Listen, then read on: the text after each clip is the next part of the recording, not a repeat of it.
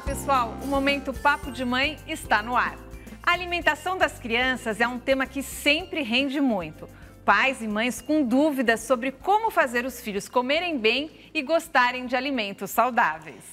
Um desafio diário em muitos lares brasileiros é preparar a lancheira da garotada. Meninos e meninas passam muitas horas na escola e não podem ficar sem comer. A nossa convidada é a Gabriela, mãe do Pedro, de 5 anos, e da Olivia, de 3. E contamos também com a participação do doutor José Martins Filho, professor titular emérito de pediatria da Unicamp.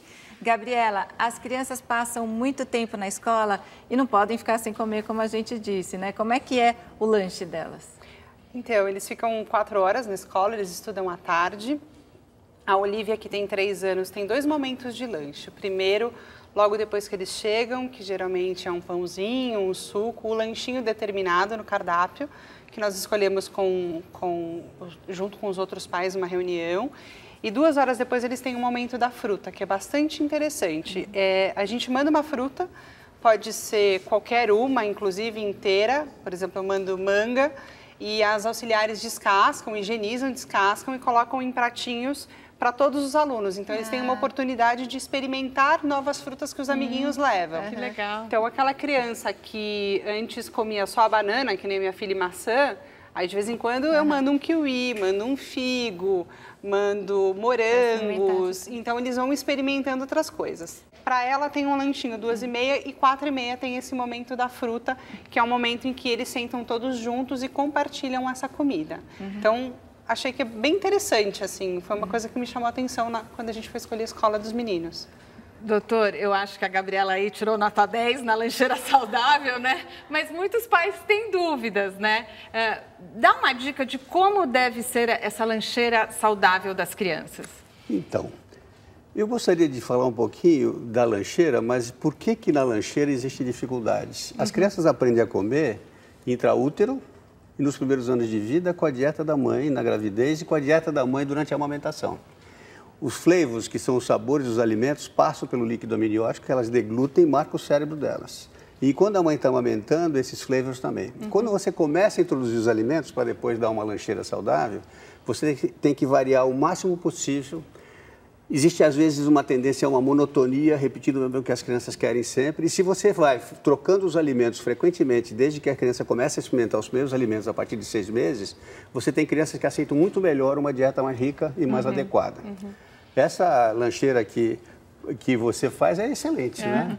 O que a gente tem que lembrar é que a nossa sociedade, nas pessoas que têm condições de comprar os alimentos adequados, às vezes exagera nos industrializados, nos cheios de agrotóxico, na falta de frutas. Ou com muito açúcar, né? Com muito açúcar, muito sal, né? E esse aprendizado, para chegar nesse período de levar na lancheira para a escola, começou lá. Uma dieta na gravidez da mãe, com pouco sal, com muita fruta, com variação de alimentos, já ajuda essa criança a ter gosto melhor. É que os industrializados acabam sendo mais fáceis, então tem que aí ter um esforço dos pais para prepararem um suco natural, né? Isso. Mandarem uma fruta, um pãozinho. Isso que você tocou é interessante. Hoje a pediatria, na Academia Brasileira de Pediatria que eu faço parte, a gente sempre insiste em tirar os sucos, né? Suco não é uma coisa boa. É melhor dar a própria fruta. Tudo isso são coisas importantes que têm a ver, inclusive, com a dieta que a gente vai fazer na lancheira. Gabriela, na escola, você acha que é importante ter esse consenso entre os pais? Porque, dependendo de onde a criança estuda, né? Ela pode até levar uma lancheira saudável, mas daí chega lá, o amiguinho leva um outro tipo de alimento e eles trocam os alimentos. A gente entra num segundo momento em que as crianças começam a externar as vontades delas verbalmente. Então, elas começam a negociar com a gente. Então, na sala do meu filho, as mães têm um laço de amizade. Nós nos tornamos amigas, nos encontramos, os amiguinhos se encontram. E durante muito tempo a gente conversou sobre isso e a gente faz alguns combinados, porque ele já está no nível 2 e já não tem mais essa lancheira pré-determinada e um momento separado da fruta, mas a gente fez alguns acordos de cavalheiros.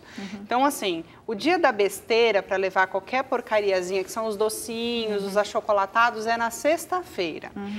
Lá em casa a gente negociou um pouquinho diferente. O Pedro precisa levar uma comida saudável e a sobremesa dele é uma besteirinha. Porque eu entendo que toda semana aquela besteira estar ali dentro da lancheira, ela se tornou um hábito ruim.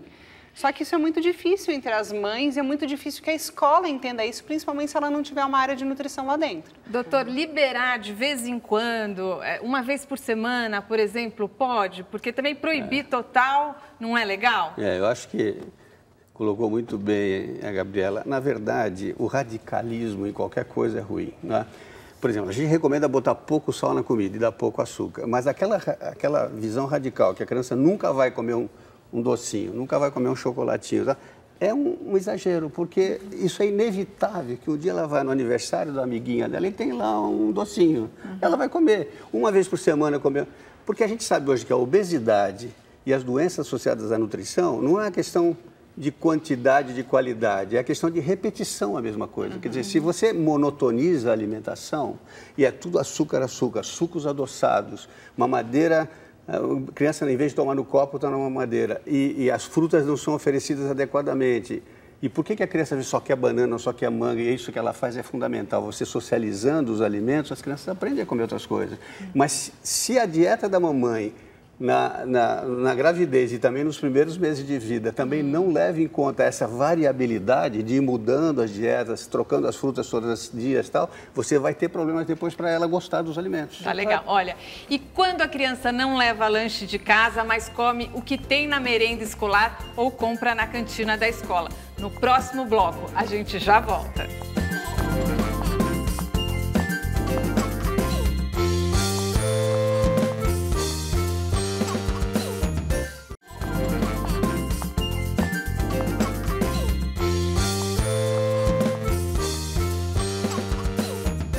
Estamos de volta e o tema da nossa conversa é o lanche das crianças.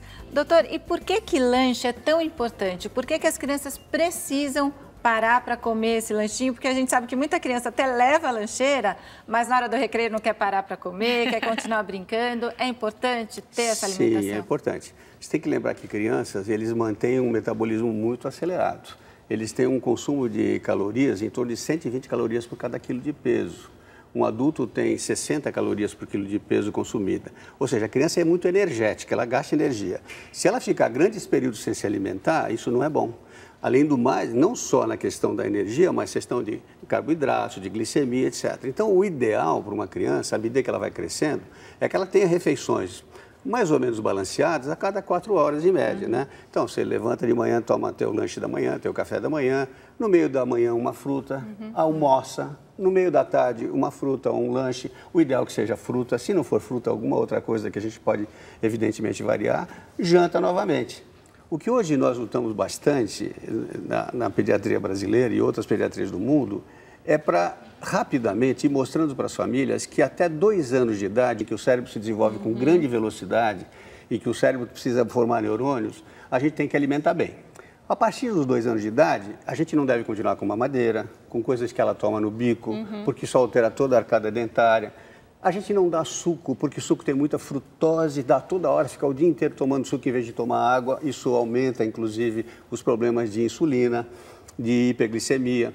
E então a gente prefere que a criança coma frutas naturais. Claro que de vez em quando você dá um suco, sem dúvida, mas não é o ideal você botar na lancheira uma garrafinha de suco. Põe a fruta para tomar. Gabriela, o seu mais velho, o Pedro, ele já pode comprar coisas na cantina? Pode. E a cantina tem N coisas, inclusive coisas que eu não costumo oferecer em casa. E aí a gente tem um combinado com a professora. A gente manda, por exemplo, hoje é o dia que ele pode escolher alguma coisa na cantina. Mas aqui tem uma listinha dos proibidos. Então, se ele pedir, legal, por exemplo, um chocolate, olha, esse aqui a mamãe disse que você não pode comer e ela já explicou para você porque não pode. A gente vai escolher uma coisa mais legal.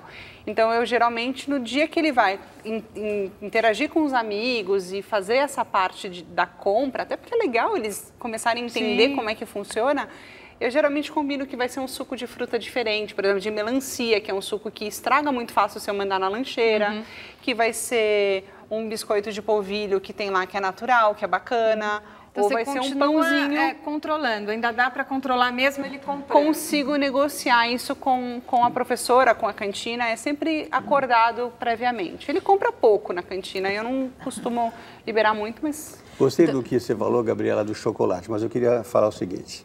O grande problema do chocolate, ele é altamente energético, ele tem cafeína, ele tem teobromina, que deixa a criança excitada.